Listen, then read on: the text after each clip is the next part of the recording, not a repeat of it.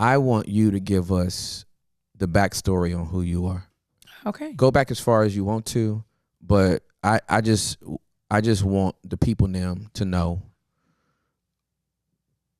where you grew up, what was childhood like, and just walk us up to where we gonna get to, because I'm excited about where we're gonna get to. Because I think it's quite a story. I want the story. You want the story? Oh, girl, I want the story. Okay. Yeah, because we ain't got to be done until we done. Okay, well, here we go. Here we go.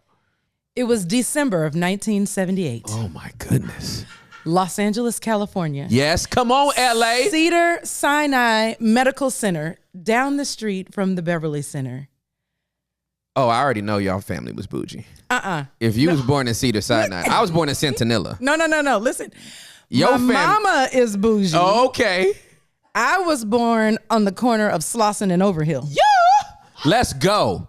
Okay. Well, actually, I was born in Cedars-Sinai. I grew up Slauson and Overhill. Okay. Slauson Swap Meet, shout out. Hey. Listen. The Nike jumpsuits. I should have worn it. I got my Joy nameplate. You remember the Yes, I do. Absolutely. That had your name and it had like 1 or 2 little diamonds. Yes. Anyway, that came from the swap meet. Yep. Back up. Yep. Cedars-Sinai. December 1978. Joy was born. From there, Joy to the world. joy to the world. Okay. This girl has come. Let earth receive her girls. Okay. Okay. Yep. All right. So born in Los Angeles, California. I'll give you details, but not all the details. I'll give you enough. So 1990, my parents have a career change. My father was in the brewing industry. My mother worked for United Airlines.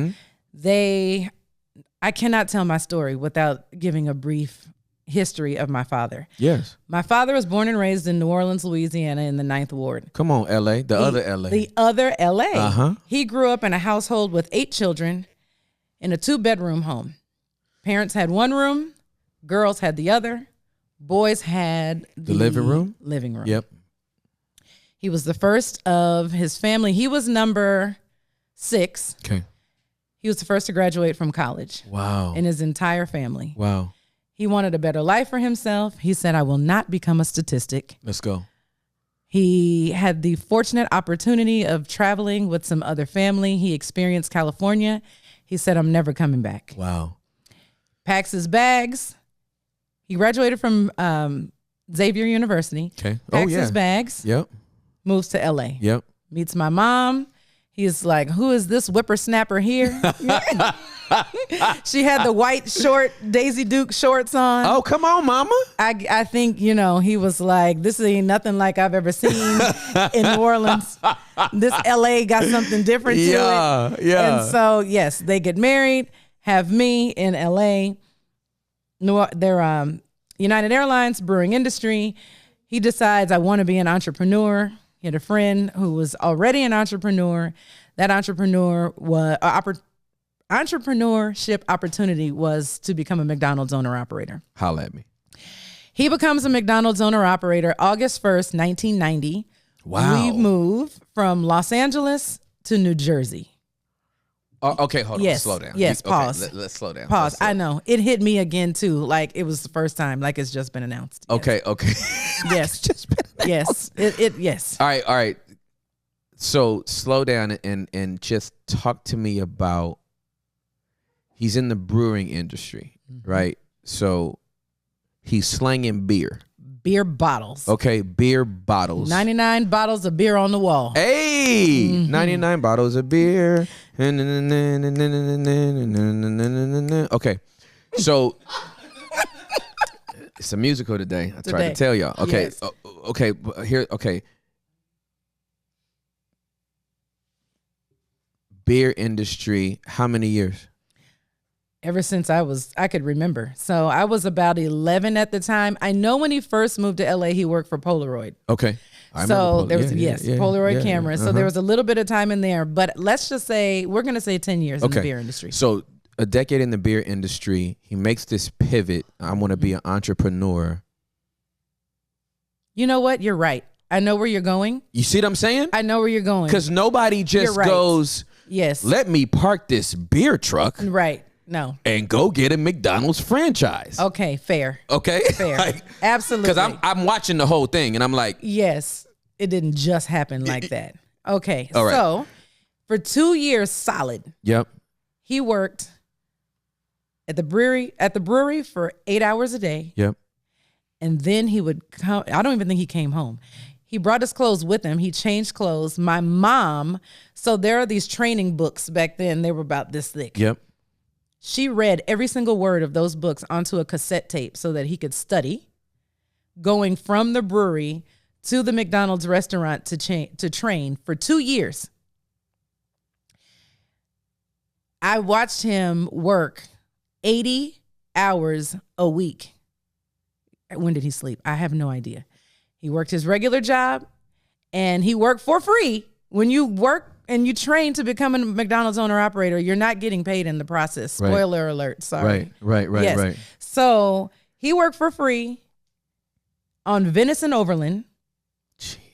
And he was grinding 80 hours every single week. He would come. I mean, he would sleep on the way home. No joke. Basically 2 jobs. He had 2 jobs. Yeah, for sure. He had 2 jobs. So he did that every single day for 2 years. We went to church on Sunday morning, but any other time he was either training or working his 9 to 5. All right, can we just stop and salute your mama real quick though? Listen.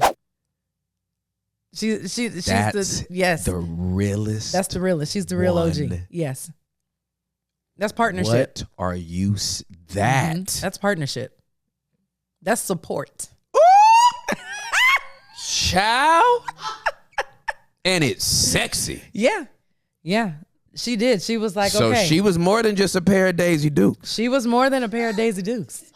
Look at them girls with the Daisy Dukes on. That's what he was singing. Okay. Look at them girls that can read them books though. Yeah. You feel me? And I mean, the book, it was not, to call it a book is an understatement. Absolutely. It's a manual. It was a thick Yeah, absolutely. manual. And there wasn't just one. No. There were several. Maybe. Yo, the dedication to put that on a cassette tape that was either 90 to 120 minutes. Wait until the tape pop. Flip it over. Yep. You know what I'm saying? B-side. B-side. Memorex. Go ahead and prophesy. Let's go B-side. Let's go B-side. Yeah. Yeah, no, that's dope. And so I'm watching this as a child, right? I'm watching the dedication, the grind, the grit that my dad had and my mom to make a better life for themselves and for future generations to come. Yeah, for sure. Okay. That's the little detail nuance that I needed. Please proceed. This is crazy. So, y'all moved to Jersey. LA girl. Armpit of the earth. We have Jersey dwellers that might feel But the good news is the good news is Jersey has Loom and that deodorant. It makes you it smells good. Are you telling me the reason why they are the ones that made Loom is because they're the armpit? Yes, that's why. That's Joy. why. I'm trying to tell you. I'm gonna let you have your moment. Like, I mean, it's not that my childhood wounds are coming out. y'all hear my wife cackling in the background? No. She is enjoying this. Listen, Oh my goodness. I go from Los Angeles. I can't imagine. No, Black Beverly Hills. Yeah, no, I can't imagine. An environment where I was caught in a culture shock. I was used to being around people who look like me. Understood. I was thrown into a situation who nobody looked like me. Yeah. And the people that did were bussed in and rejected me to the nth degree. All right. So would you be opposed to giving us a little more detail on your upbringing in LA? Yeah. In Beverly Hills. Black Beverly Hills. Black Beverly Hills. I know. Ladera, Windsor Hills. Absolutely. Yes. I know exactly where the Black Beverly Hills is. But there's something to be said because most people say LA and think the hood, right? Mm-hmm. So color that in. So it was because it'll give much more perspective to Jersey after, very middle class, very. Right? I mean, Dad got a full-time job, Mama got a full-time, and these are good jobs. Good jobs. Brewery and United, those are stable jobs. Stable jobs. Absolutely. I was a latchkey kid. Yeah. Come on, girl. Come on, man. Come on. So, and then here's the other thing about LA, which also plays into the story, because I think I went to 5 different schools in 6 years. Exactly. I'm not sure what was going on with my parents and why they moved me around. I was not a problem child. So I started at Taylor Tots. Anybody that's from LA knows, either went to Taylor Tots or knows someone who did, for sure. Oh my goodness. That's where I started preschool.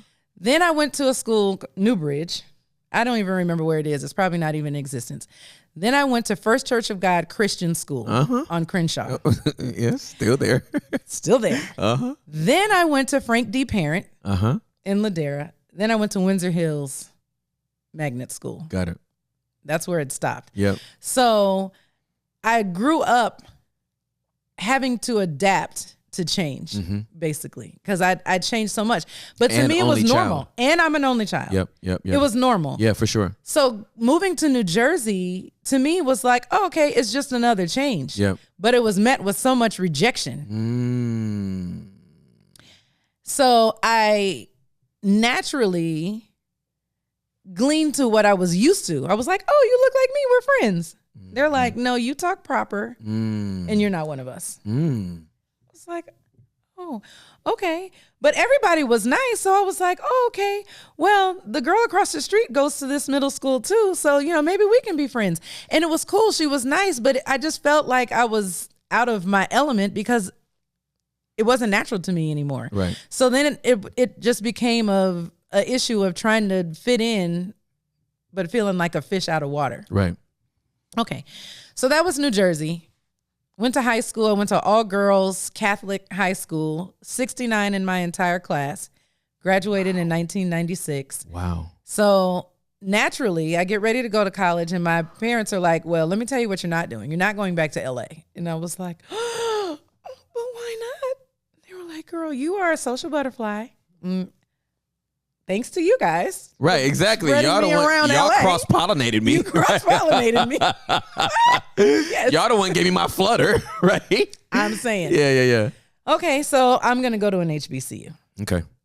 So I did. I applied to several different HBCUs, landed at North Carolina Central University because I wanted to major in business, and it was important for me to go to an HBCU that had an accredited business school. And at the time, there were like 3. Got it. So moved from New Jersey to Durham, North Carolina, had a fabulous college experience. Awesome. Graduated May 15th, 2000, moved back to LA May 18th, 2000 at 3 p.m. All right. These details are blessing my entire life. The detective in me is so satisfied right now with the sequence that you're speaking. I'm out of here. All right, so I cannot hear Durham, North Carolina without thinking about John P. Key. Hey! Growing up in Durham, North Carolina, right outside the county line. Yes! You remember that? Yes! And I'm so mad my mental jukebox is like, wait, what song was that? But yes. It might have been Clap Your Hands. Clap your hands and say amen. Yes. But anytime I hear Durham, North Carolina, I grew up in Durham, North Carolina, right outside the county line. And why do you sound exactly like him? Because he's in my amygdala at this point. Listen, John P., I love you wherever you are. Maybe one day you'll be on the basement, but you are in my psyche. If I'm ever in a coma, wash me, Lord. Somebody just whisper in my ear, growing up in Durham, North Carolina, right outside the county line. That's it. That's exactly what it sounds like. All right, so you went to an HBCU. Did. Had a great experience. Had a fantastic experience. Shout and out to the Eagles, Eagle Pride. and then chunked deuces. Peace. 2 fingers. I'm out. I'm going back home. So you get back to LA. I get back to LA with my marketing degree because I feel like no matter what industry I fall in, everybody needs a marketer. Yep. Okay. Doesn't matter. Yep. You're going to actually use this degree. I'm going to actually use the degree. You didn't go back home and become an artist. I did not. Keep in mind, I'm an artist. No. Right. And no. I didn't become an artist. So here's what I'll tell you. Let's go back. My father told me being a McDonald's owner-operator is my dream. You don't have to make it yours. Salute that man. Yeah, that's great. So growing up in New Jersey, well, the second part of growing up, I did work in the business. Okay. I was 11 years old running the drive-thru. I know, that sounds crazy. I made Happy Meal boxes, and I made sure those cars were moving. And I was the friendliest face they had ever seen. Of course you were. But see, I was also, speaking of detective, I was also low-key. So the people who worked there forgot I was the owner's daughter. So when Leroy was giving all these bags of food to his friend, I was like, Daddy. On the way home, I was like, yeah. So Natalie gave all her friends this food. Some of it went out through the drive-through window. Some came through the front, and the other went through the back. You need to watch them. Document. So let me tell you. Oh, y'all, you guys are bringing back so many memories. Okay, there's 2 things I have to tell you. There's 2 things I have to tell you. I think I can say I've been a Christian my whole life, but my first encounter with Jesus happened as a result of that. So my dad was like, okay, bet. At midnight, we're going to roll up to the restaurant and we're just going to hide out. And so what he would do... This 24-hour location? Or this was not a 24-hour location, but it must be on the weekend. Okay. Something about... It was really late at night. Yep. So I remember... There's 2 stories here. I remember my parents and I getting in the car, driving to Paterson, New Jersey, and listening to orders from the speaker, but they didn't know we were there. The workers didn't know we were there. So the customer would get to the window and get their bag of food. So let's say the order was $10. It was always even, an even amount. And so they would get there. And so my parents would track them down and say, how much did you pay for your order? I paid $10. $10 flat? Yes, $10 flat. But they had $20 worth of food in the bag. So these savvy employees were running their whole McDonald's business, their own business at night, giving away food, cash only, whole amounts. And my parents were like literally doing these like car chases to flag these people down to find out what was going on. That was my first real eye-opening experience to see. But it was as a result of me telling him, hey, yeah, absolutely, these people are giving food away. Absolutely. It's not your food to give away, sir. Yeah. It's not. So can I just pause and say that snitching and accountability are 2 totally different things.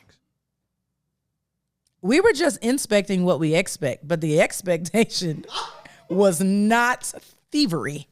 So this is but this is a huge thing because there's so many people that want to do business and they even want to put their family and their friends on and everybody can't handle it.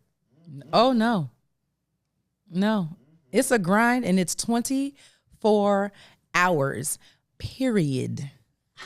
And if you're afraid of confrontation, oh no. I was just having this conversation yesterday. I don't know how these people are leaders and they don't want to confront people, speak the truth. You have to be comfortable with doing that. That's exactly right. Because, we live in a society now where everybody gets a trophy. Everybody is a winner.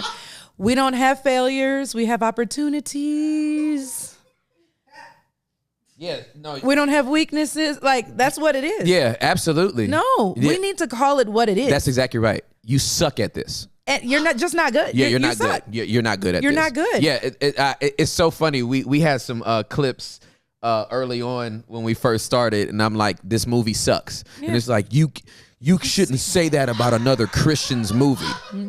No, it doesn't matter if you're a Christian, an atheist, an agnostic, just a Satanist, a botanist. It don't matter, right? A horticulturalist. All the ist, okay? It don't matter. Yes. If you suck, that's it.